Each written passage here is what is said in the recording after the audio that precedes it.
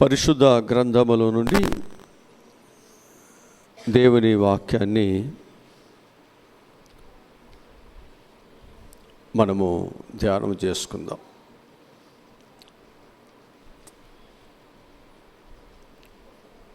పేతురు రాసినటువంటి మొదటి పత్రిక మొదటి అధ్యాయము 7వ వాక్యాన్ని మనం చదువుకుందాం. నశించిపోవు సువర్ణము అగ్ని పరీక్ష వలన శుద్ధపరచబడుచున్నది కదా, దానికంటే అమూల్యమైన నీ విశ్వాసము ఈ శోధనల చేత పరీక్షకు నిలిచినదై యేసుక్రీస్తు ప్రత్యక్షమైనప్పుడు మీకు మెప్పును మహిమయు ఘనతయు కలుగుటకు కారణమగును. ఇక్కడ మనము జ్ఞాపకం చేసుకున్నట్లయితే విశ్వాసి యొక్క జీవితంలో విశ్వాసి పట్ల దేవుడు కోరేటువంటిది ఏంటంటే, మనము దేవుని యొక్క పరీక్షలో ఆయన పరీక్ష పెడుతున్నప్పుడు ఆ పరీక్షలో మనం ఏమై ఉండాలంట? నిలిచిన వారిమై ఉండాలి. ఇది మనకు అవసరం. మనకు ఒక మెప్పు ఘనత దేవుని నుండి మనకు రావాలి అంటే ప్రతి ఒక్క విశ్వాసి యొక్క జీవితంలో పరీక్ష అనేటువంటిది అవసరమై ఉన్నది. ఈ పరీక్ష అనేటువంటి దానిలో మనం ఏం చేయాలంటే కృంగిపోకూడదు, భయపడకూడదు. ఆ పరీక్షలో మనం ఏం చేయాలంటే ధైర్యము కలిగి విశ్వాసత కలిగి, నా దేవుడు నా చేయి విడిచిపెట్టడు, నా దేవుడు నాకు తోడుగా ఉన్నాడు, ఖచ్చితంగా నా దేవుడు నన్ను తలగానే చేస్తాడు, నా శ్రమల్లో నా బాధలన్నిటిలో దేవుడు నాకు విడుదలను అనుగ్రహిస్తారు అన్నటువంటి ఒక చక్కటి విశ్వాసత కలిగిన ధైర్యవంతులుగా మనందరం కూడా ఏం చేయాలంటే దేవుని ఎదుట మనం నిలబడాలి అని చెప్పి నేను మీ అందరికీ ప్రభు పక్షముగా నేను మీకు జ్ఞాపకంలోనికి తీసుకొస్తూ ఉంటున్నాను.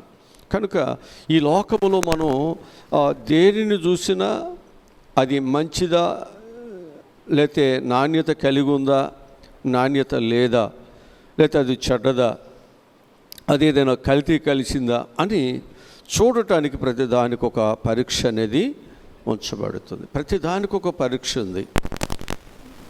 అయితే ఆ పరీక్ష లేకోకుండా అది మంచిదా చెడుదా అనేటువంటి దానిని ఎవరు కూడా నిర్ధారించలేం. అట్లాగే విశ్వాసి యొక్క జీవితంలో దేవుని దగ్గరికి మనం వస్తున్నప్పుడు మనందరము కూడా దేవుని యొక్క పిల్లలుగా మనం ఆ పరలోక రాజ్యానికి వెళ్ళటానికి దేవుడు మనకు ఒక గొప్ప అవకాశమును దేవుడు మనకు కల్పించారు. కాబట్టి ఈ కల్పించబడుతున్నటువంటి మనము ఏం చేయబడాలంటే ఆ పరలోక రాజ్యాన్ని మనం స్వతంత్రించుకోవటానికి ఇక్కడ దేవుడు కొన్ని పరీక్ష పెడుతూ ఉన్నాడు. అంటే ఒక చదువుతున్నటువంటి ఒక స్టూడెంట్ ఏ విధముగా ప్రతి సబ్జెక్టులో ఏ విధముగా పరీక్షను అతడు ఎదుర్కోవాల్సి వస్తుందో, ఆ పరీక్షను ఎదుర్కొన్నటువంటి వాడే ఆ పరీక్షలలో పాస్ అయినటువంటి వాడు ఏ విధంగా పై క్లాసులకి వెళ్ళటానికి అతనికి అవకాశం కలుగుతుందో, అట్లాగే విశ్వాసి యొక్క జీవితంలో కూడా దేవుడు ఏం చేస్తున్నాడంటే పరీక్ష పెడుతున్నాడు అనే వాక్యం మనకు చెబుతూ ఉంటుంది. ఈ పరీక్షలో మనం ఏం చేయాలంటే మనము ఓడిపోకూడదు.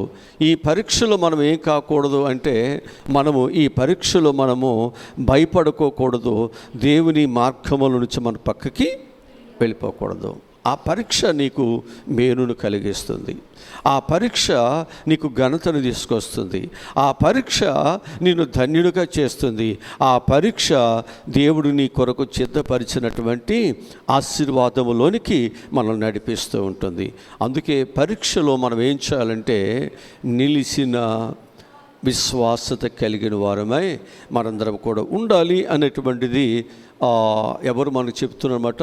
యేసు ప్రభు యొక్క శిష్యుడైనటువంటి పేతురు చక్కటి విషయాన్ని తన అనుభవాల నుంచి మనకు చెబుతున్నట్లుగా ఇక్కడ మనము వాక్యములో నుండి మనము చూస్తూ వస్తున్నాం. కనుక మనము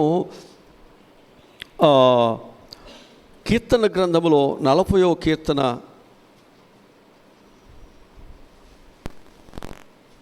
మొదటి వచనం చదువుదాం.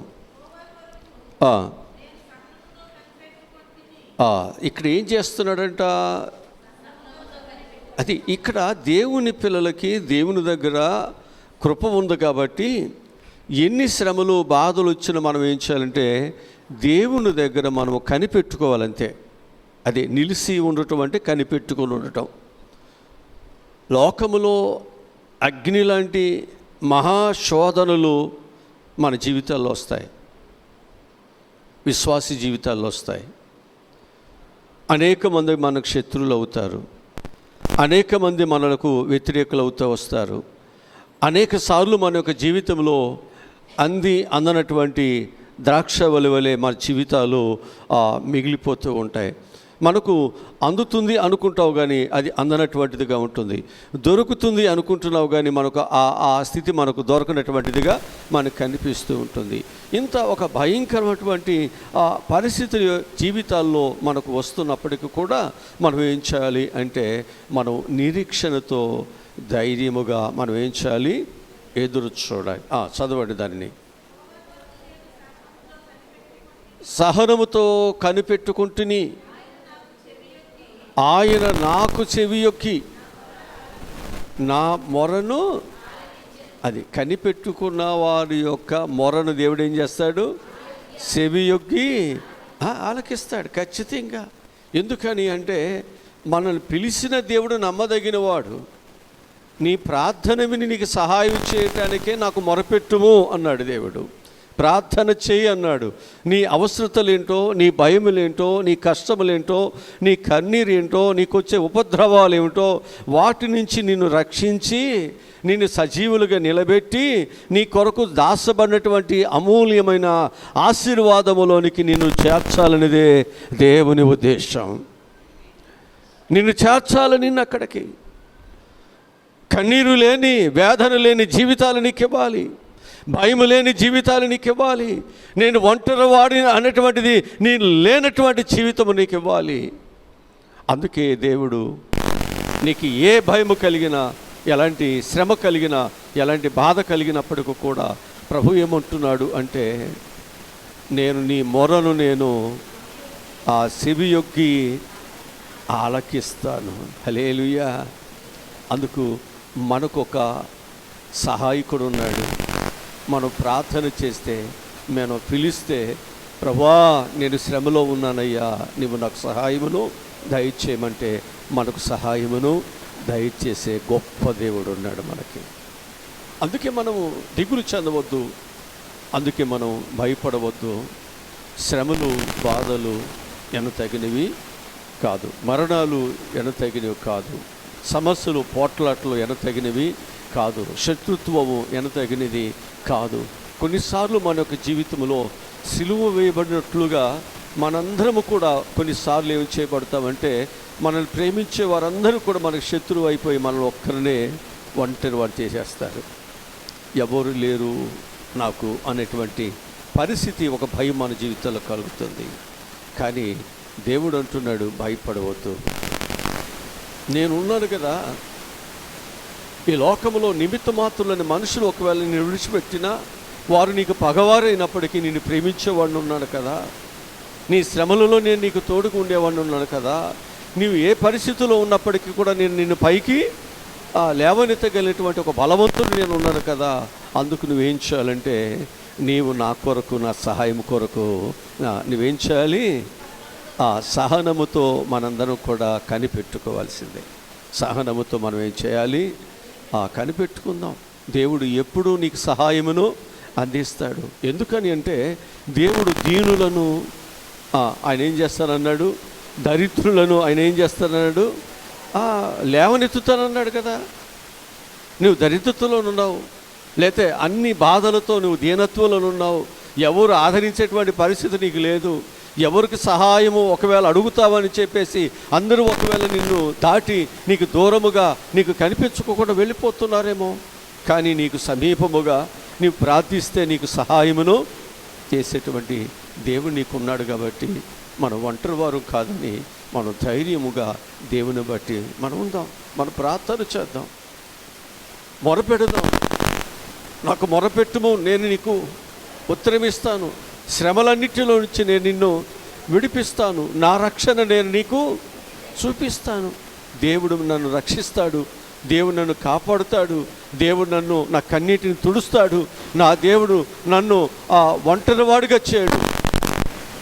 ఈ ధైర్యము మనకున్నప్పుడే మనకు డబ్బులు విడిచిపెడతాం, అధికారాలు విడిచిపెడతాం, బంధువర్గాన్ని విడిచిపెడతాం, అన్నిటిని విడిచిపెడతాం. ప్రభు పిల్లలుగా దేవుని కొరకు ఎన్ని శ్రమలైనా ఎన్ని బాధలైన పడటానికి దేవుని వెంబడిస్తాం. ఈ ధైర్యం, ఈ విశ్వాసం, ఈ నిరీక్షణ ఎవరిలైతే ఉంటుందో, ఏ బిడ్డలైతే ఇలాంటి భక్తిని, ఇలాంటి నిరీక్షణను, ఇలాంటి విశ్వాసతను కలిగి ఒంటరితనమైన బాధలైన, కష్టాలైన, సమస్యలైన, శత్రుత్వాలైన నా దేవుడు ఉన్నాడు అనేటువంటి నిరీక్షణతో ఎవరైతే కనిపెట్టుకుంటున్నారో, ఎదురు చూస్తుంటున్నారో అట్టి వారందరికీ కూడా దేవుడు సహాయమును అందించనే ఉన్నాడు. దేవుడు తన సహాయమును అందించనే ఉన్నాడు. నీ పిల్లలకి, నీ కుటుంబానికి అందించనే ఉన్నాడు. నీ బిడ్డల యొక్క జీవితంలో దేవుడు మేలులు చేయటానికి ఆయన సంసిద్ధుడుగానే ఉన్నాడు. మేలు చేయవాడు సజీవుడిగా ఉన్నాడు. మేలు చేయవాడు నిన్ను చేర్చడానికి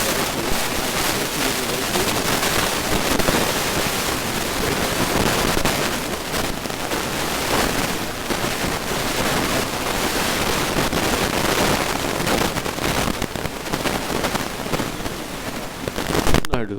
నీవు అడుగు వాటికంటే, ఊహించు వాటికంటే అత్యధికముగా దేవుడు మనకు ఇవ్వగలిగినటువంటి వాడు అనే విషయాన్ని మనం మర్చిపోకుండా మనం ఏం చేయాలంటే శ్రమలు అన్నిటిని కూడా సహించుదాం, బాధలు అన్నిటిని కూడా సహించుదాం.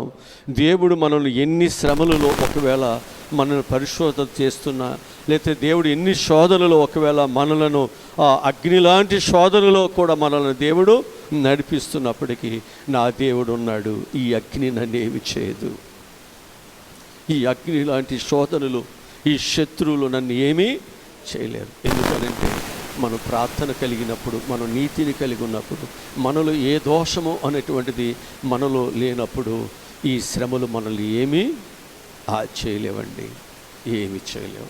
ఖచ్చితంగా దేవుని రక్షణ నీకుంటుంది, దేవుని కాపుదల నీకుంటుంది, దేవుని సహాయము ఎప్పుడు నీకు తోడుగానే ఉంటుందనే విషయాన్ని మనందరం కూడా మర్చిపోకూడదు అని నేను మీకు జ్ఞాపకం చేస్తున్నాను. తిమోతికి రాసినటువంటి 2వ పత్రికలో 2వ అధ్యాయము 12వ వాక్యాన్ని ఒకసారి మనం చదువుదాం. తిమోతికి రాసిన 2వ పత్రిక 2వ అధ్యాయము 12వ వచనం. హల్లెలూయా. సహించిన వారమైతేనే కదా, ఇక్కడ సహించిన వారమైతేనే మనం ఏం చేస్తాం అంటే నీకు ఒక అధికారం అనేది, ఏలుబడి అనేది, అభివృద్ధి అనేటువంటిది తలగా ఉండటం అనేది సహింపు జీవితంలో నుంచి వస్తుంది, వ్యతిరేకించవద్దు. నేను దేవుని కలిగి ఉన్నాను కదా, నాకేంటి చూడండి, నేనెందుకు ప్రార్థన చేయాలి, నేనెందుకు దేవుని వెంబడించాలి, నాకు దేవుడు ఏం పని చేశాడని దేవుడికి శత్రువుగా ఒక్క మాట కూడా నేను వర్తించాలి. దేవుడు ఎవ్వరికీ అపకారి కాదు, దేవుడు ఎవ్వరికీ అపకారి కాదు. ఒకవేళ శ్రమలు రావచ్చు, శత్రువులు రావచ్చు, పేదరికాలు రావచ్చు, నీ జీవితంలో ఏమీ లేని దరిద్రత మన జీవితాల్లో తాండవాడవచ్చు. కానీ దేవుడు అన్నాడు కదా, నీవు సహించినట్లయితే నాతో కూడా నీవు, అంటే దేవుడు కూడా శ్రమలన్నిటిని సహించాడు కదా, బాధలన్నిటిని సహించాడు కదా, అవమానములన్నిటిని సహించాడు కదా. దేవుడు ఏ విధముగా ఆయన శ్రమల నుంచి దేవుడు లేపి, సమాధి నుంచి లేపి, మరణ బంధకముల నుంచి దేవుడు ఆయనని తెంచివేసి ఏ విధముగా ఆయన సింహాసనం మీద కూర్చోబెట్టి ఏలుబడు చేయవాడుగా ఉన్నాడు, అందరికీ మేలు చేయవాడుగా ఉన్నాడు. రేపు నీవు నేను కూడా సహించినట్లయితే, ఓర్చుకున్నట్లయితే, విశ్వాసతను కాపాడుకోగలిగినట్లయితే, నీ రక్షణను నిలబెట్టుకోగలిగినట్లయితే, నీ పరిశుద్ధతను నిలబెట్టుకోగలిగినట్లయితే, నువ్వు దేవుని బిడ్డగా నీకు ఇచ్చినటువంటి ఆ పేరును కానీ నువ్వు జాగ్రత్తగా ఆ పరిశుద్ధమైన పేరును కానీ నువ్వు నిలబెట్టుకోగలిగినట్లయితే, ఖచ్చితంగా దేవుడు అంటున్నాడు, నాతో కూడా మీరును ఏలుబడి చేస్తారు. అంతే, నేను మిమ్మల్ని తక్కువగా చేయను. ఎందుకనంటే మీరు కూడా నాలాగా శ్రమలే. యేసుప్రభు అంత సిలువని, యేసుప్రభు అంత శ్రమలు మనం పొందకపోవచ్చు, కానీ మనకు వచ్చిన శోధనలు, మనకు వచ్చిన బాధలు, వాటిని మనం నిలబెట్టుకుంటున్నాం. వాటిలో మనం భక్తిని కాపాడుకుంటున్నాం. వాటిలో దైవాన్ని ప్రేమిస్తున్నాం. వాటిలో ఇటు అటు తొలగిపోకోకుండా దేవుని బిడ్డలుగా దేవుని కృప కొరకు మనందరం కూడా నిలిచి ఉంటున్నాం. అదే దేవుడు చూస్తున్నాడు. ఈ శ్రమలు ఎనతగినవి కాదు. ఈ శ్రమలు దాటిన తరువాత దేవుడు నిన్ను ఏలుబడి చేయవాడుగా దేవుడు నిన్ను నిలబెట్టబోతున్నాడు. నేను ఒక పైవాడుగా దేవుడిని నిలబెట్టబోతున్నాడు. ఒక అనేకులకు నేను ఒక ఆశీర్వాదకరముగా దేవుడు నిన్ను నిలబెట్టబోతున్నాడు. ఈరోజు ఒకవేళ దరిద్రుడివే, పేదవాడివే, అప్పులలో ఉన్నావు, లేకపోతే అనేక మంది నీ జీవితంలో నీ మీద ఏలుబడి చేయవాడుగా, నిన్ను అనగదొక్కేవారుగా ఒకవేళ అనేక మంది ఉండొచ్చు. ఒకవేళ నీ హస్తము కంటే అనేక మంది హస్తము నీ కుటుంబం మీద ఒకవేళ ఎత్తవచ్చు, నీ బిడ్డల మీద ఎత్తవచ్చు. కానీ దేవుని వాక్యం చెప్తుంది, నేను నిన్ను అనేకుల కంటే ఎత్తైన వారుగా నేను చేయాలని వచ్చాను ఇక్కడికి. నీవు నా మాట విన్నట్లయితే నేను నిన్ను అలాగే చేస్తాను. దేవుని మాటలో ఏది కొట్టివేయబడదు. దేవుడు ఇస్తానన్నటువంటిది ఏది తక్కువ చేయలేదు తన బిడ్డలకి. ఆయన ఏది వాగ్దానం చేశాడో దానిని దేవుడు తగిన కాలమందు ఆ వాగ్దానాన్ని దేవుడు ఏం చేస్తాడు, మన కొరకైనా నెరవేరుస్తాడు. హల్లెలూయా.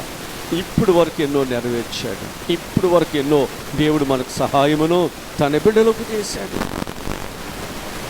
ఇక ముందు కాలంలో కూడా తన వాగ్దానములను దేవుని బిడ్డల కొరకు దేవుడు నెరవేరుస్తాడు. కనుక వాగ్దానములను నమ్మిన మనము శ్రమలను సహిస్తూ, ఓర్చుకుంటూ, ఎదురు చూస్తూ, దేవుడు మనల్ని కలగా చేసేంత వరకు, దేవుడు మన కుటుంబంలో సమృద్ధినిచ్చేంత వరకు, దేవుడు మన కుటుంబంలో శాంతి సమాధానమును దేవుడు మనకు ఇచ్చేంత వరకు కూడా శ్రమలు చూసి, బాధలు చూసి దేవుని శత్రువుగా మారదు. దేవుని బిడ్డలుగా ఉంటాం. ఎందుకంటే ఆయన నిన్ను ఆశ్రయించేటప్పుడు, నిన్ను శ్రమలు పాలు చేయడానికి, నిన్ను పరీక్షలు చేయడానికి రాలేదు. వీటన్నిటిని విడిపించి నిన్ను తలగా చేయడానికి ఆయన ఒక ధనమును మన కొరకు ఖర్చు చేసి, ఆయన ఐశ్వర్యమును మనకు కొరకు ఖర్చు చేసి, ఈ పేదవాడు, ఈ దరిద్రుడు ధనవంతులుగా ఉండాలని ఆయన దరిద్రుడాయనో. ఎందుకు ఇంత శ్రమ అంటే నీవు నేను క్షేమంగా ఉండాలని. అలాంటి వానిలో శత్రుత్వం లేదు, అలాంటి వానిలో ప్రేమే ఉంది, అలాంటి వానిలో అణగదొరకటం లేదు, అలాంటి వానిలో నేను పైకి లేపాలి అనే మనసే ఉంది తప్ప నేను అణగదొరకాలనో, నేను ఏదో పాడు చేయాలనో దేవునికి ఏ కోశాను కూడా లేదు అనే విషయాన్ని నేను మీ అందరికి కూడా ప్రభు పక్షముగా నేను మీకు మనవి చేస్తున్నాను. అందుకే మనందరము కూడా ఏం చేయాలంటే, సహనము లేని మనకు సహనము నేర్పించడానికే శ్రమలు మన మీదకి వస్తున్నాయి. మనం ఎంత ఓర్చుకుంటున్నాం, మనం ఎలా ఉంటున్నాం. ఇప్పుడు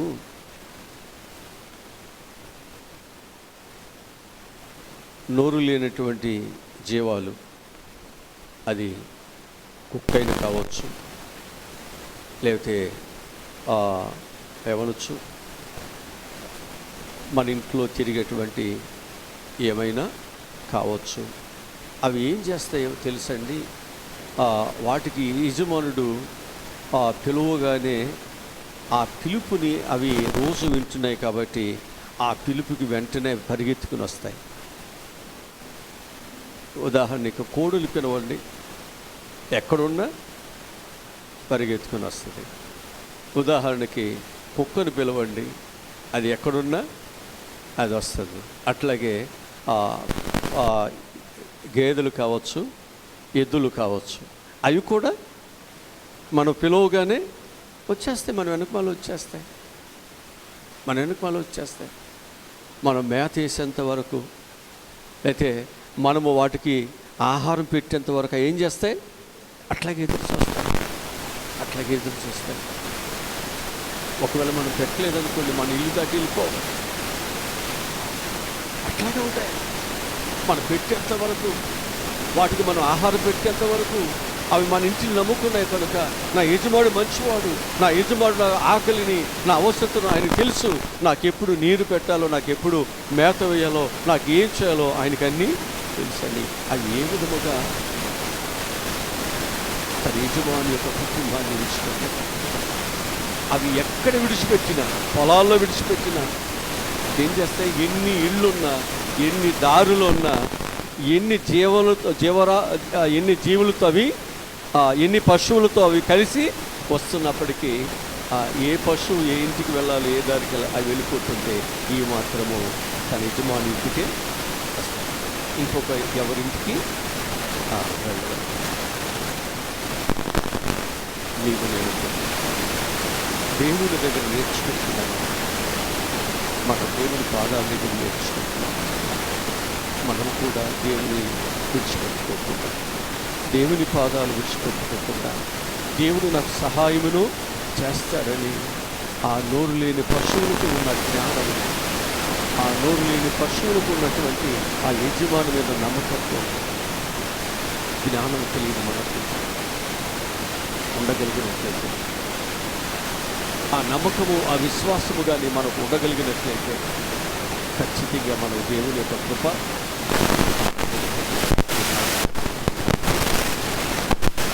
సహనము ఎదురు చూస్తాం, నిరీక్షణతో ఎదురు చూస్తాం. నా దేవుడు నన్ను ప్రేమించడానికి తన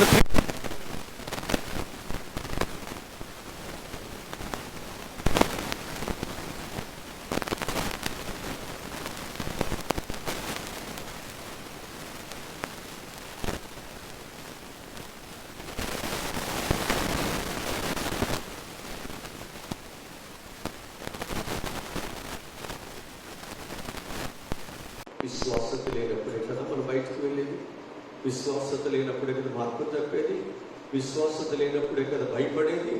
విశ్వాసత అనేది మన జీవితంలో చాలా అవసరమై ఉన్నది. అందుకే మనకు వాక్యంలో ఒక మాట, యాకోబు పత్రికలో 5వ అధ్యాయము 11 వచ్చిన చదువులో,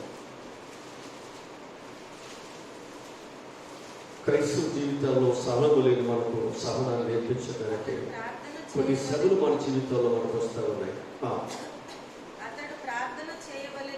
అతడు ప్రార్థన చేయవలెను,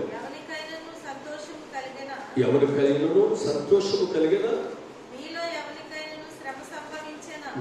ఎవరికైనా శ్రమ సంభవించిన అతడు ప్రార్థన చేయవలెను. ఈరోజు నేను మీకు జ్ఞాపకం చేస్తున్నాను, మనకు ఏ శ్రమలు, ఏ బాధలు, ఏ కష్టాలు వచ్చినా ప్రార్థన మానవుతుంది, ప్రార్థన చేయమంటున్నాడు దేవుడు. ప్రార్థన మానవుడు.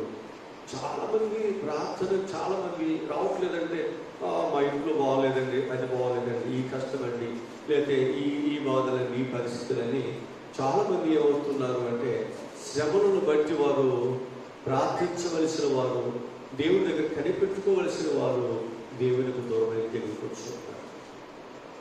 దేవుడు నాకు ఏం మేలు చేశారు, ఎవరొచ్చి పలకరించారు, ఎవరొచ్చి నాకు సహాయం చేశారు, కనీసం దైవజనుడిని బయట కూర్చారా?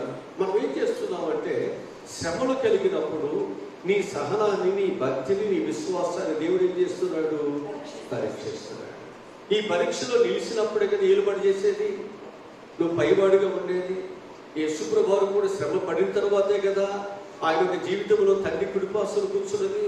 కనుక నాతో కూడా మీరు ఏలుబడి చేయాలి అంటే, ఈ శ్రమలలో మనం కూడా ఏం చేయాలి అంటే, నిలిచి సహించుతాం, దేవుని విడిచిపెట్టాం, దేవుని పాదాలు విడిచిపెట్టాం, దేవుని మాట విందాం. దేవుడు మీకు ఏది ఇస్తే అది మనం పొందుకోవటానికి దేవుని దగ్గరే మనం ఉన్నాం. ప్రభావ బ్రతికిస్తే నన్ను బ్రతికించునైనా, నన్ను సభ్యుల పర్వాలేదు, లేక నన్ను శత్రువు చేతికి అప్పగించిన పర్వాలేదు, నేను నీ చిత్తాన్ని నెరవేర్చేవాడుగా శత్రువు చేతులు నేను సరిపోవడానికైనా నేను చెప్పుకోగలుగుతాను. ఎప్పుడైతే మన విశ్వాసతను మనం ఎప్పుడైతే జాగ్రత్తగా మనం కాపాడుకుంటూ మనకు వచ్చేటువంటి ఈ శ్రమలలో, ఈ బాధలలో సహనము మనం కలిగి ఎప్పుడైతే మనం నిలబడుతున్నామో, ఆ దేవుడు ఏం చేస్తున్నాడు? ఇతడు బల నమ్మకమైన అంటాడే లేదా? అంతే కదా. అంటే నేను ఇప్పుడు ఒక తల్లి సహాయం కొరకు వచ్చింది దేవుని దగ్గరికి. ఆయన ఏమన్నాడంటే, పిల్లల యొక్క రొట్టెను కుక్క పిల్లలకు వేయటము మంచిది కాదు, యుక్తము కాదు అన్నాడు. అయ్యా, నీ పిల్లల యొక్క రొట్టె నేను ఏమంటలేదు, నీ పిల్లలు తినక బల కింద పడుతుందిగా వేసి అది మేము బ్రతుకుతామన్నాడు. అప్పుడు ప్రభు ఏమన్నాడు? ఇలాంటి విశ్వాసత కలిగినటువంటి వారు ఈ ఇశ్రాయేలు ఎవరికైనా ఉందా అన్నాడు లేదా? ఇప్పుడు జ్ఞాపకం చేసేది ఏంటంటే, ప్రభు అంటాడు మనల్ని, అసలు పడతావు లేదని, నీకు అవిశ్వాసం ఉందా లేదా? ఒకవేళ దేవుడు శిక్షిస్తాడు, లేదా నువ్వు అడుగుతున్నప్పుడు దేవుడు నీకు ఏ సహాయం చేయడు, నీకు అసలు నమ్మకం ఉందా లేదా? కనిపెడతావా లేదా? ఓర్చుకుంటావా లేదా? దేవుడు ఈ శ్రమలలో మనం ఏం చేస్తున్నాడు? పరీక్ష పెడుతున్నాడు అని గ్రహించి మనం ఇంటి దగ్గర కూర్చోవద్దు, మన దేవుడితో ఉందాం. మన సమస్య ఏదైనా దేవుడి దగ్గర పరిష్కరించుకోవాలి. మన సంకటములు ఏదైనా, మన కన్నీరు ఏదైనా దేవుడి దగ్గరే తోడపడుతుంది. దేవుడికి వేరుకుంటే మనం ఏం చేయగలం? ఎవరు మనకు సహాయం చేస్తారు? మనకు సహాయం చేయడానికి ఆయన ఒక్కరే కదా వచ్చింది. మనం ఆయననే కదా నమ్ముకున్నది.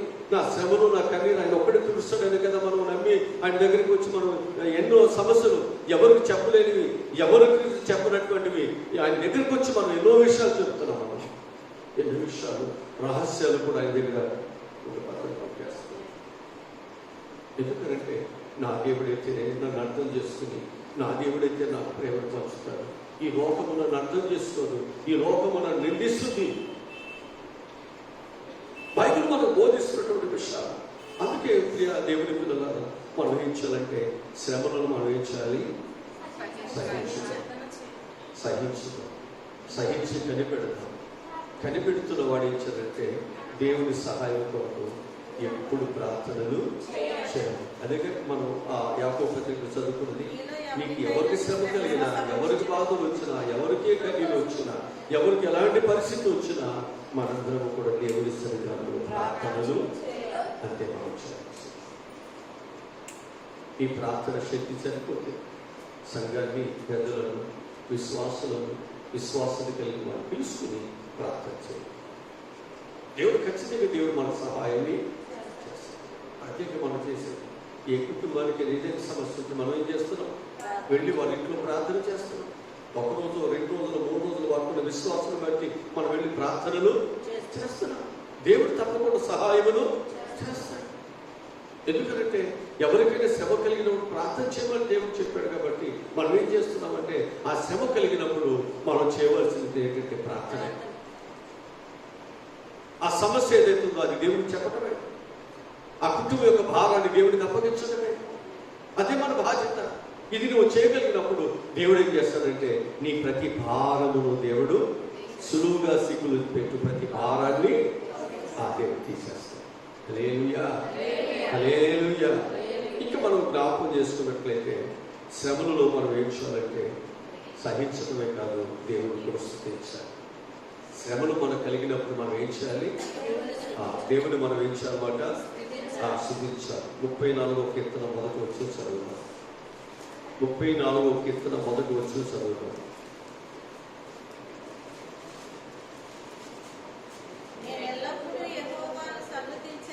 నేను ఎల్లప్పుడూ యెహోవాను సన్నుతించెదను, నిత్యము ఆయన కీర్తి. హల్లెలూయా.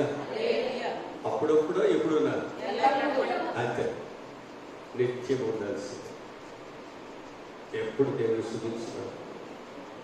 కష్టాలు వస్తాయి, బాధలు వస్తాయి. కష్టాలు, బాధలు మన జీవితాలు వస్తాయి. మన బ్రతికినంత కాలము దేవుణ్ణి స్తుతించబోతున్న దేవుని మహిమపరచడానికి దేవుడు మనం ఏర్పాటు చేసుకున్నాడు. ఈ భూమి మీద ఉన్నప్పుడు జ్వరాలు, బాధలు, పోట్లట్లు, ఆర్థిక ఇబ్బందులు, పేదరికాలు, ఒంటరితనం, ఏదో సమస్య వస్తూనే ఉంటుంది. సమృద్ధిగా బ్రతికేవాడు చివరిలో ఎలా ఉంటాడో తెలియదు. కష్టపడి జీవించినంత కాలము ఎంతో బ్రతికినవాడు, ఉందాగా బ్రతికినవాడు చివరికి ఎలా అలమటిస్తూ సరిపోతాడో తెలియదు. అందుకే ఏ పరిస్థితి అయినా ఈ భూమి మీద నువ్వు అనుభవించడానికి పుట్టాడు. ఇక్కడ అన్నీ నాకు రాజభోగాలు కావాలని కుదరదు. వాళ్ళు బళ్ళు అవుతాయి, బళ్ళు ఎప్పుడు నేను రాజులాగానే కుదరదు. అనుకుంటున్నాను బాగా బ్రతకాలని, కానీ ఏమో పరిస్థితులు ఉంటాయి. మనం కట్టుకున్న ఇంట్లో కూడా మనం ఉంటామో లేదో తెలియదు, మనం ఎక్కడ పడేస్తారో తెలియదు. పరిస్థితులు మనం ఏం చేయలేదు. అందుకే నేను అంటున్నాను, ఈ లోకంలో ప్రాణం ఉన్నంత వరకు అన్ని పరిస్థితులు మన కంటి ముందు కనిపిస్తున్నా, మనం ప్రేమించేవారు శత్రువులుగా ఉన్నా, మనం ప్రేమించినటువంటి వారు మనకు మిత్రులుగా ఉన్నా, లేకపోతే మనం అనుకున్న భోజనం మనకు లేకపోయినా, మనం అనుకున్నటువంటి వసతులు మనకు లేకపోయినా, మన ప్రాణం మనలో విలవిలలాడిపోతుంది. ఆకలి కొరకు, లేకపోతే ఆ ఒంటరితనంతో, ఎవరు లేరు, పలకరించేవారు లేరు, ఎవరు నాకు సహాయం చేయవారు ఎవరు లేరు, నా దగ్గర అన్నీ ఉన్నాయి కానీ కనీసం కొట్టు దగ్గరికి వెళ్ళి ఎవరైనా కనీసం నేను భోజనం చేసేటప్పుడైనా నాతో మాట్లాడేవారు, 10 నిమిషాలు నాతో గడిపేవారు. వృద్ధులకి, చిన్నవాళ్ళకి, అవతాకులకు తెలిపడి తల్లిదండ్రులకి ఆశయపడి డబ్బులు కాదు. నా పిల్లలు నాతో మాట్లాడితే, నా పిల్లలు నాతో ఉంటే, నాతో కలిసి కాస్త భోజనం వల్ల ఎప్పుడన్నా కలిసి చేస్తే అదొక సంతోషం. మనం డబ్బులు ఇస్తున్న నీకేం తక్కువ చేస్తా ఉంటావు, కానీ ఆ తల్లిదండ్రులు, పిల్లల ప్రేమ, మమకారాలు, వారి మాటలు, వారితో నేను ఉన్నాను అనేటువంటి ఒక ధైర్యం కావాలి వాళ్ళకి. చాలాసార్లు మన జీవితాలు మన తల్లిదండ్రులు మనం ఎంతో ప్రేమిస్తారు. కొన్నిసార్లు మన తల్లిదండ్రులు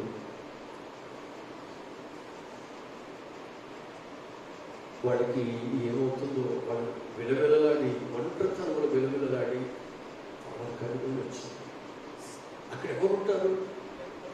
ఏ పిల్లలు ఎవరి కుటుంబానికి వాళ్ళు, ఎవరి ఉద్యోగానికి వారు, ఎవరి జీవితానికి వాళ్ళు వెళ్ళిపోతుంటే ఆ తల్లిదండ్రులు ఒంటరిగా ఉంటున్నారు. ఆ తల్లిదండ్రులకి నీళ్లు అందించేవాడు లేకపోతే ఆ తప్పితో సరిపోవచ్చు కదా, లేకపోతే ట్యాబ్లెట్లు అక్కడే ఉన్నాయి కానీ ఆ అందించేవాళ్ళు లేవలేని స్థితి. ఆ తల్లిదండ్రులు ఎంత తప్పిస్తారు, ఎంత ఏడుస్తారు. నిజంగా మనకు వాక్యం చెప్తున్నాయి.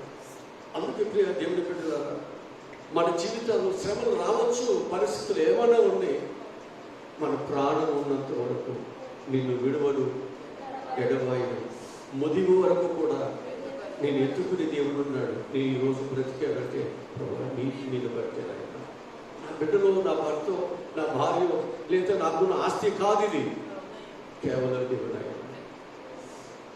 నేను ఈ లోకంలోనికి ఎట్లా వచ్చినట్లే వెళ్ళిపోతానంటే, కానీ నీవు లేకుండా నేను వెళితే అది నాకు శూన్యం. ఈ లోకంలో భర్త లేకపోయినా బ్రతుకుతారు, పిల్లలు లేకపోయినా బ్రతుకుతారు, ఆస్తి లేకపోయినా బ్రతుకుతారు, ఎవరు లేకపోయినా బ్రతుకుతారు. నీవు లేకపోతే నేను బ్రతకలేదయ్యా, నీవు నాకు కాదు. అందుకే ఈ లోకంలో మన బాంధవ్యము మనుషుల కంటే కూడా దేవుడితో మనం ఏర్పాటు చేసుకోవాలని దేవుడు మనకి ఈ కృప దేవుడు మనకిచ్చాడు.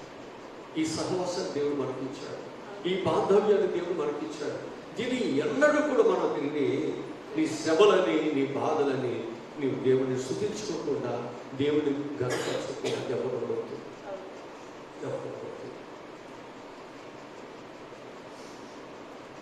కనుక మనం ఎన్ని శ్రమలు మన జీవితాలు వస్తున్నప్పటికీ కూడా మనం దేవుణ్ణి ఆస్వాదించడానికే దేవుని ఏర్పాటు చేస్తున్నాడు. ఎందుకంటే దేవదూతలు దేవుడి మీద తిరుగుబాటు చేసి ఆయన స్తుతించుకోకుండా దేవుడికి వ్యతిరేకమైనటువంటి పరిస్థితి కలిగి ఉన్నాయి. అందుకు దేవుడు ఏం చేశాడంటే వాటిని తోలివేసి, నెట్టివేసి, వాటిని భూమి మీదకి తోలివేసి దేవుని స్వరూపంలో నిన్ను నన్ను దేవుడు ఏర్పాటు చేశాడు. ఎందుకో తెలుసా? నీవు ఆయన మహిమను, ఆయన ఘనతను ఎప్పుడు ప్రవేశించాలి, స్మరిస్తూ ఆయన స్తుతించాలి. ఈ భోజనం ఆయనదే, ఈ స్వరం ఆయనదే, ఈ అందసంధాలు ఆయనవే, ఈ భర్త, పిల్లలు, ఈ వెండి బంగారములు, ఈ గృహములు, ఈ సకల ఐశ్వర్యములు ఏమైతున్నాయి ఇవన్నీ నా దేవుడు ఇచ్చినవే. ఆయన లేకుండా నాకేది, అది మన దేవుడు స్తుతించాలి. అంతేగాని వాళ్ళకేదో కారులు ఉన్నాయి, వాళ్ళకేదో బిల్డింగ్లు ఉన్నాయి, నాకేముంది. నీవెవరి వైపు చూస్తే నువ్వు దేవుడు స్తుతించాలి. ఎవరి వైపు చూడాలి? మనం ఎవరి వైపు చూడాలి? వాస్తవేనా కదా? ఇప్పుడు లారీలు కానీ, పెద్ద పెద్ద ట్రక్కులు కానీ, అవి రోడ్డు మీద వెళ్ళటానికి ఏం చేస్తారు? వాటికి ఏం చేస్తారు? టైర్లు వేస్తారు. ఆ టైర్లు లేకుండా అవి వెళ్తాయా? పంచర్ పడితే ఈ టైర్లు వేస్తే ఈ టైర్లు ఏమైపోతాయి? కొంతకాలానికి అరిగిపోతే లేవు. ఇప్పుడు దేవుడు మనకిచ్చిన కాళ్ళు నడుస్తున్నాం అరుగుతున్నాయా? మరి కొత్త కాళ్ళు వేసుకుంటున్నావా? మరి దేవుడు స్తుతించండి. ఎన్ని ట్యూబ్ లైట్లు, ఎన్ని లైట్లు మాడిపోతున్నాయో. దేవుడు మన కళ్ళు ఎన్నిటికి రిపేర్లు వస్తాయో, మన గుడ్డి కావచ్చు. ఇవన్నీ దేవుడు చేసిన ఉపకారాలు కదండి, దేవుడు చేసిన మేలులు కదా.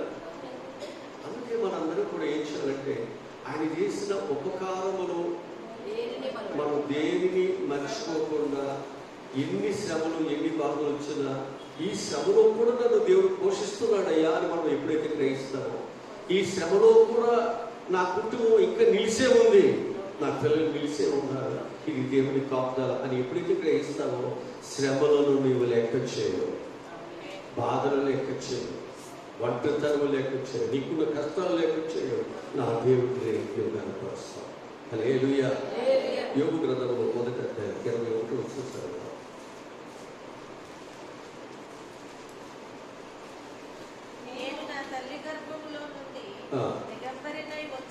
దిగంబరినై వచ్చి తిని దిగంబరినై నేను తిరిగి అక్కడికి వెళ్ళేదాను. యెహోవా ఇచ్చెను, అంతేనా? యెహోవా నామమునకే స్తుతి కలుగునుగాక. నేను ఎక్కడి నుంచి వచ్చానో ఆయన గుర్తించాడు. ఈరోజు ఈ స్థితి దేవుడి నుండి వచ్చిందో ఆయన గుర్తించాడు.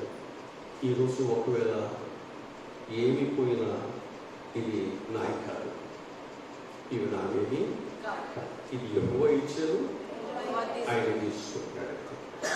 హల్లెలూయా. దేవుని మీద కోపం వస్తుందా? ప్రార్థన రాని వాళ్ళ పిల్లలందరూ బాగున్నారు, వాళ్ళ పిల్లలందరూ బాగా చదువుతున్నారు. ప్రార్థనకు వచ్చే మాకేంటి, మా పిల్లలేంటి, వీళ్ళెందుకు చచ్చిపోవాలి, ఇవన్నీ అనుకుంటే భక్తి మనం చేయగలవా?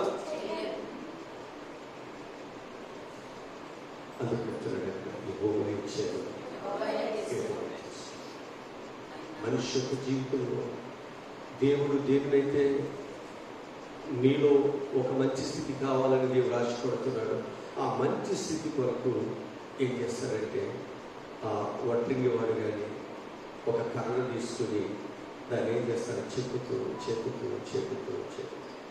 అది ఎన్నో దెబ్బలు తినాలి. ఎందుకో తెలుసా? నీకు ఒక రూపం ఇవ్వాలని కోరుతున్నాడు, నీకు విలువలు ఇవ్వాలని కోరుతున్నాడు. నీవు అలాగే ఉంటే నువ్వు విలువగా ఉండలేవు, నువ్వు అలాగుంటే ఎవరిని నువ్వు ఉపయోగించుకోవు. అందుకే కొన్ని శ్రమలు నీ జీవితంలోనికి దేవుడు ప్రవేశపెడతాడు. నేను విలువైన వాడిగా చేయటానికి తప్ప నీ జీవితాన్ని పాడు చేయటానికి మాత్రము కాదు. అందుకే మనం ఏం చేయాలంటే, యెహోవా ఇచ్చెను, యెహోవా తీసుకో.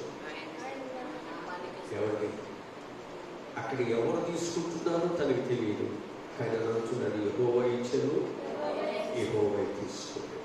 అంతే. నాకు దేవుడు ఇచ్చాడు, నా దేవుడు తీసుకున్నాడు. ఆ విశ్వాసత కలిగి, ఆ భక్తి కలిగి దేవుడి బిడ్డగా ఉన్నాడు కాబట్టి రెండంతలుగా దేవుడి యొక్క ఆశీర్వాదాలు అయిపోతున్నాడు. కనుక నీ జీవితంలో నీకు ఆశీర్వాదాలు ఇవ్వటానికి అందుకంటే మనం ఏం చేయాలంటే ఆ ఆశీర్వాదములను, ఆ దీవులను మనకు అనుగ్రహించే దేవుని బిడ్డలుగా మనం బ్రతుకుతాం. ఎన్ని శ్రమలు బాధలు వచ్చినా నీకు ఇవ్వాల్సిన ఆశీర్వాదములు, నీ వైపు తెలిసిన తలుపులను ఎవరు పోయలేరు.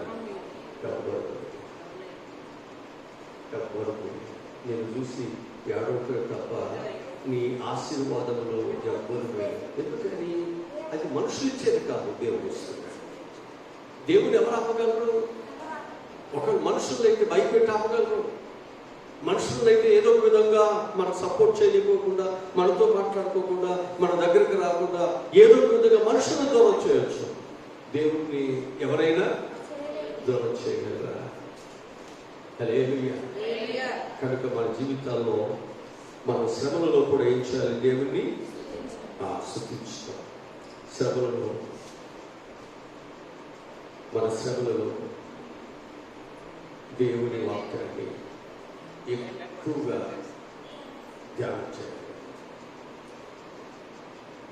మనం ఎక్కువగా ఏం చేయాలి? దేవుని వాక్యాన్ని ఎక్కువగా వినాలి, ఎక్కువగా చదవాలి, ఎక్కువగా వాక్యాన్ని మనం ప్రేమించాలి. అంతే. కీర్తన 119 కీర్తన 50 వచ్చి చదువుదాం.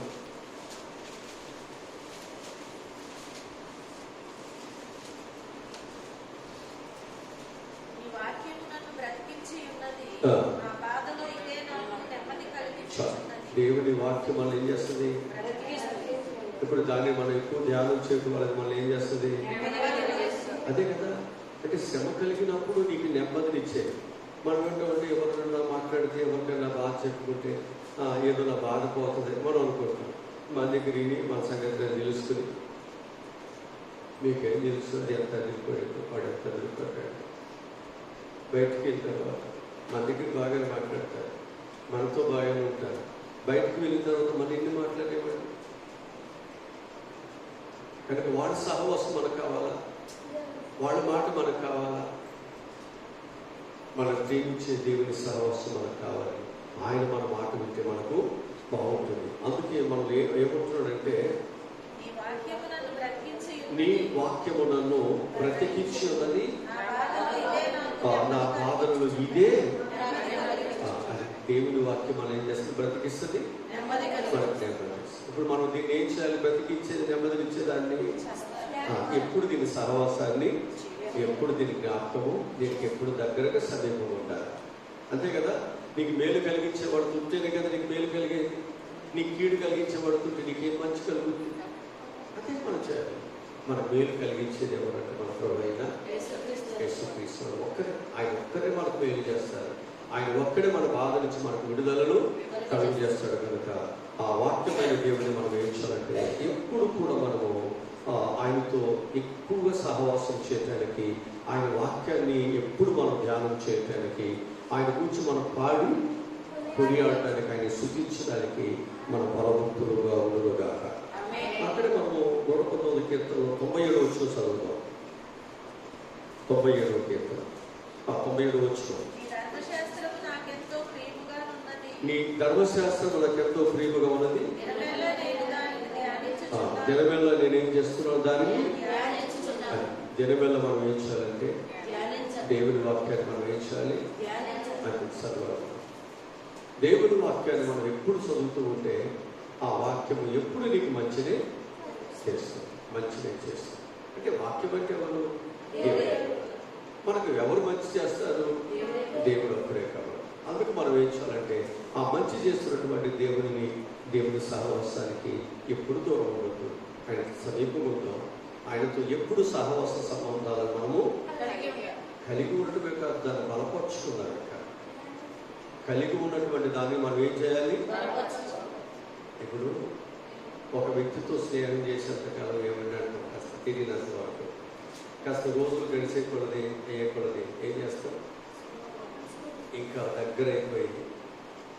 ఏమనవచ్చు, ఎలాగవచ్చు. అంటే సంబంధం పెరిగే కొలది మనం ఇంకా హృదయాన్ని నింపుతాం, ఇంకా వారితో మాట్లాడతాం. అంతకుముందు ఏం చేస్తామంటే మనం ఒక పరాయి వారిలాగానో లేకపోతే వారికి ఏదో మాట్లాడేవారు ఏమండి అని సంబోధిస్తూ వారితో మాట్లాడతాం. స్నేహం కలిసే కొలది దగ్గర కొలది మనం ఏం చేస్తాం, మనకి ఇంకా స్వేచ్ఛ, వారితో అనుకునే సంబంధం ఇంకేమవుతుంది, బలపడుతుంది. బలపడుతున్నప్పుడల్లా మనం ఏం చేస్తాం, ఇంకా మన మాట ఇవన్నీ కూడా వారి దగ్గర మాట్లాడుకుంటాం. అది ఇక్కడ మనకు వాక్యం చెబుతుంది. నీవు కేవలము దేవునితో ఉండటమే కాదు, దేవునితో బలపడాలి. అందుకే పౌలు అంటున్నాడు, నేను పెనవేసుకుపోయాను, దేవుడితో నాకు నా సంబంధము బలపడిపోయింది, ఆయన నన్ను బలపరుస్తున్నాడు, నేను అందుకే ఇంత బలమైన కార్యాలని చేయగలుగుతాను. నేను దేవుడితో పెనవేసుకుపోయాను కాబట్టి ఏ శ్రమలు ఏది కూడా ఆయన నుండి నన్ను పెనవేసుకుపోతే వేరు చేయగలిగినది ఉంటుందా? అది మనం చేయాల్సి. వాక్యాన్ని మనం ధ్యానం చేస్తున్నామంటే పెనవేసుకుపోతున్నాం, బలపరచబడుతున్నాం, బలం పొందుకుంటున్నాం. కాబట్టి ఏది కూడా నేను విడదీయలేదు అనే విషయాన్ని నేను జ్ఞాపకం చేస్తున్నాను. కనుక శ్రమలలో ధైర్యం కొరకు ఎక్కువగా దేవుని వాక్యాన్ని మనం ఏం చేయాలి, ధ్యానం చేయాలి. 119వ కీర్తనలో 67 వచ్చిన చదువుతాం. 67 వచ్చిన చదువుతాం. శ్రమ కలుగక మునుపు త్రోవ విడిచితిని, ఇప్పుడు నీ వాక్యమును అనుసరించి. అది ఈరోజు శ్రమ కలిగితే దేవుని వాక్యాన్ని ఖచ్చితంగా అనుసరిస్తారు. శ్రమ కలిగితే దేవుని వాక్యం గుర్తొస్తుంది, బైబిల్ ఎక్కడో గుర్తొస్తుంది, అంతేనా? మనకి ఎక్కడ ఏమున్నాయని గుర్తొస్తాయి. ఈరోజు నేను జ్ఞాపకం చేస్తున్నాను, మనకు దేవుని వాక్యము మనం ధ్యానం చేస్తున్నాం అంటే మన జీవితంలో మనము శ్రమంలో దేవుని వాక్యమే నాకు బలాన్ని ఇస్తుంది, దేవుని వాక్యమే నన్ను కాపాడుతుంది, దేవుని వాక్యమే నాకు సహాయమును చేస్తుంది అనే నమ్మిక మనకున్నప్పుడే మనం ఏం చేస్తాము, ఆ వాక్యాన్ని ఎక్కువగా చదువుతాం, ఆ వాక్యాన్ని ఎక్కువగా వింటాం, ఆ వాక్యముతో ఎక్కువ సహవాసాన్ని మనకు. అదే నీకు గొప్ప బలమిస్తుంది, అదే నీకు ధైర్యాన్ని ఇస్తుంది, అదే నీకు గొప్ప మేలులను కలుగ చేస్తుంది. కనుక మనము శ్రమలలో మనం ఏం చేయాలి, దేవుని వాక్యాన్ని ఎక్కువగా మనం ధ్యానం చేయాలి. శ్రమలలో మనం ఏం చేయాలి, ఎక్కువగా దేవుని దగ్గర ప్రార్థనలు మనం చేయాలి. శ్రమలలో మనం ఏం చేయాలి, దేవుని ఎక్కువగా స్తుతించాలి. శ్రమలలో మనం ఏం చేయాలి, శ్రమలను సహించాలి. అంతేనా? సహించాలి. సహించిన వారిని నాతో కూడా ఏలుబడిచే వారికి దేవుడు చేస్తాడు. అంటే శ్రమలు నిన్ను అభివృద్ధిలోకి తీసుకెళ్తాయి, శ్రమలు నేను గొప్పవానిగానే చేస్తాయి, శ్రమలు నీ విశ్వాసాన్ని ఇంకా బలపరుస్తాయి తప్ప బలహీనము చేయాలి. దేవుని మాట మనం ఇప్పుడు దేవుడు దీవించుకున్నాం. తల ఉంచండి, ప్రార్థన చేసుకున్నాం. మా ప్రభువా రక్షకుడా, ఈరోజు చెప్పినటువంటి విలువైన మాటలు ప్రతి ఒక్కరూ నాయన విన్నాం. శ్రమలు లేనివారు, బాధలు లేనివారు, కన్నీరు లేని కుటుంబం ఎక్కడ ఉండదయ్యా. కానీ ఈ శ్రమలు నా జీవితానికి దేవుడిచ్చే ఈ ఆహ్వానం నా మంచి కొరకే, నా మంచి కొరకే అని ఈరోజు వాక్యం ద్వారా ప్రభావ నాతో మాట్లాడి నన్ను ధైర్యపరచాలి. నాకు దేవుడి మీద ఉన్న అవిశ్వాసం, దేవుడి మీద నాకున్న కోపం, ప్రార్థన మీద నాకున్నటువంటిది ఏదైతే ఉందో ప్రభావ ఈరోజు ఈ వాక్యం ద్వారా దాన్ని నా నుండి దూరం చేసి నేను ఇంకా దేవునిలో బలపడటానికి, దేవునిలో ఎదురు చూడటానికి, నిరీక్షణ కలిగి బ్రతకడానికి ఈరోజు నీ వాక్యము నాతో సూటిగా బాహాటముగా అయ్యా మీరు మాట్లాడినందుకు చాలా వందనాలు తెలియజేస్తుంటాను. కనుక మేమందరం ప్రభా ఎన్ని శ్రమలున్నా మా ధైర్యము, మా బలం ఏంటంటే మా దేవుడు ఉన్నాడు, నా ప్రార్థన విని ఆయన నాకు సహాయమును చేస్తాడు. అందుకే ప్రభా మాకు ఎన్ని శ్రమలు, మాకు ఎన్ని బాధలు వచ్చినప్పటికీ ప్రార్థనలు వినే దేవుడు ఉన్నాడని మేమందరం ప్రభా ఆ ప్రార్థనను ఆలకించే దేవుని దగ్గర మా శ్రమలు, మా బాధలను ఎప్పుడు కూడా అయినా ఆయనకు చెప్పేవారుగా, ఆయన విని నా సహాయమును అందించేంతవరకు కూడా విసురుగా నిత్యము ప్రార్థన చేయవారుగా ప్రభా మేమందరం ఉంటే సహాయములను దయచేయండి. ఈ శ్రమలు, ఈ బాధలు ఎనతగినవి కాదు. ఈ భూమి మీద ఉన్నంత కాలము, మా ప్రాణం ఉన్నంత కాలము ఏవో శ్రమలు, ఏవో బాధలు మా జీవితంలో వస్తూనే ఉంటాయి. ఎప్పుడు ఎల్లకాలము మేము ఆరోగ్యం కలిగి ఉండలేము, ఎల్లకాలం మేము డబ్బులు సంపాదించలేము, ఎల్లకాలమునైనా మా పిల్లలు మమ్మల్ని ప్రేమిస్తూనే మా చుట్టూ ఉండరు, ఎల్లకాలమునైనా మాకు ఎవరు సహాయమును చేయలేదు. కానీ చెట్టు ఏ విధముగా తన పండుని, తన కాయను, ఆ కొమ్మలు వంగిపోతూ ఆ బరువుని ఎలా మోస్తున్నాయి? దేవుడు మనల్ని మోస్తున్నాడు కదా, దేవుడు మనల్ని మోస్తున్నాడు. మమ్మల్ని మోస్తున్నావు, ఉదయం వరకు కూడా నేను ఎత్తుకుంటానన్నా, నువ్వు మోస్తున్నావయ్యా, నువ్వు మోస్తున్నావు. మా జీవితాలు, ఇవాళ ఉన్న జీవితం ఇది శాశ్వతం కాదయ్యా, కేవలం ఇప్పుడు వరకే ఈ జీవితం, ఇప్పుడు వరకే, ఈ రోజు వరకే నేను మంచిగా ఉన్నాను, రేపు నా పరిస్థితి ఎలా ఉంటుందో నాకు తెలుసు. ఈరోజు నేను మాట్లాడుతున్నాను, ఈరోజు నా భార్య నాతో ఉంది, ఈరోజు నా పిల్లలు నాతో ఉన్నారు, ఈరోజు నా తల్లిదండ్రులు నాతో ఉన్నారు, ఈ రోజు అయినా నేను 10 మందికి ఏదైనా మంచిని నేను చెప్పగలుగుతున్నాను. రేపేమో నేను ఇక్కడ జీవులు మార్పు వచ్చాను, నాకు తెలియదయ్యా. రేపేమో జరుగుతుంది నాకు తెలియదు, మరొక క్షణం ఎలా నా జీవితం మార్చబడుతుందో నాకు తెలియదయ్యా. ఈరోజు నేను బ్రతుకుతున్నాను అంటే కేవలం దేవుడి కృప. అందుకే ఈ శ్రమలు, ఈ బాధలు ఎనతగినవి కాదు కనుక ఈ శ్రమలలో నన్ను కాపాడుతున్నటువంటి దేవుడి కొరకు ఆయన నమ్మకముగా ఎన్ని శ్రమలైనా సహిస్తూ, ఎన్ని బాధలైనా భరిస్తున్నైనా సహనముతో నాకు మంచి చేసి దేవుడి కొరకు ఎదురు చూడడం, ఓర్చుకోవడం, భరించడం, దేవుడు నాకు సహాయం చేస్తాడు అనే నమ్మకముతో ప్రభావ మేము భక్తి చేయడం నాకు నేర్పించలేదు.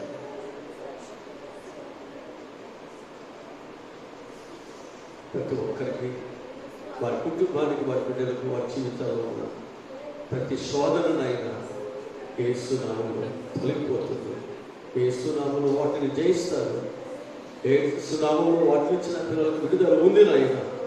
అందుకే ఆలకించేంత వరకు, మా మొరను వినేంత వరకు, ఆయన సహాయం మాకు వచ్చేంత వరకు ఆయన మేము ప్రార్థన చేస్తూనే మా కాలాన్ని, మా జీవితాన్ని ముగించడానికి సహాయం దయచేయండి. బిడ్డలు తిరిగి ఆయన వారి గృహాలకు వెళ్తున్నారు, క్షేమం తీసుకున్నారు. మళ్ళా రేపటి దినమందున ఆయన మేమందరం నీ పాల్సనిధనం రావడం సహాయములను దయచేయండి. ఆయన ఈ 5 రోజులు ఈ చిత్తపాటు కొడుకులు మా ఆశీర్వాదకరంగా, మా జీవితాల్లో దేవుడు మాకు ఇచ్చినటువంటి ఆశీర్వాదకరమైనటువంటి ఆయన ఆ శరీర రక్తానికి దూరం కాకుండా అవి మాకు దేవునికరంగా, అది మా బిడ్డలకు ఆశీర్వాదకరంగా ఉన్నట్లు అయ్యా మీరు మాకు సహాయములను దయచేయండి. మమ్మల్ని తగ్గించుకుంటూ మీ నామమును హెచ్చరించేసి యేసు నామములో ఈ మనవులు, ఈ ప్రార్థనలు అడిగి పొందుకుని ఉన్నాము తండ్రి. ఆమేన్. మన పరమ తండ్రి దేవుని ప్రేమ, పరమరక్షకుడైనటువంటి యేసుక్రీస్తు వారి యొక్క దైవ కృప, పరిశుద్ధాత్మని నిత్య కాపుదల భద్రత సదా తోడై ఉండునుగాక. ఆమేన్.